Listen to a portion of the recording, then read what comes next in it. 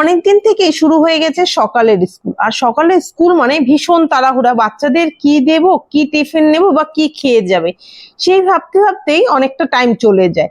আর বাচ্চাদের ভীষণ নখরা, তো আমি একটু হেলদিও খাওয়াই, বাচ্চারা শাকসবজি খেতে চায় না, সেজন্য আমি একটু হেলদি ব্রেকফাস্ট বানাবো আর টিফিনও দেওয়ার জন্য এটা পারফেক্ট। সবার প্রথমে আমি এক বাটি সুজি নিয়ে নিয়েছি, এর মধ্যে দিয়ে দিচ্ছি একটা পেঁয়াজ কুচি, কাঁচা লঙ্কা কুচি, আর আমার ধনে পাতা ছিল না, বাগানে অনেক বিলাতি ধনে পাতা আছে, সেই উঠিয়ে নিয়ে দিয়েছি বিলাতি ধনে পাতা, আর একটা গ্রেট করে গাজর, স্বাদ মতো নুন দিয়ে, আর আমি দুটো ডিম ফাটিয়ে নিয়ে এবার মাখিয়ে নিয়ে ঢাকা দিয়ে রেখে দিয়েছিলাম কিছুক্ষণ।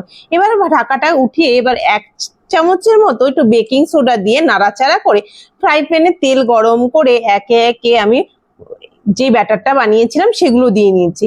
তো একে একে এপিট ওপিট করে আমি গরম গরম ভেজে নিচ্ছি হেলদি পরোটা হিসাবে বা হেলদি ব্রেকফাস্ট বলতে পারো। বাচ্চারা টিফিন হিসাবেও খেতে পারবে বা সকালে স্কুলে যাওয়ার সময় তারা থাকলে বা অফিস যাওয়ার সময় এরকম একটা খাবার খুবই ভালো লাগবে।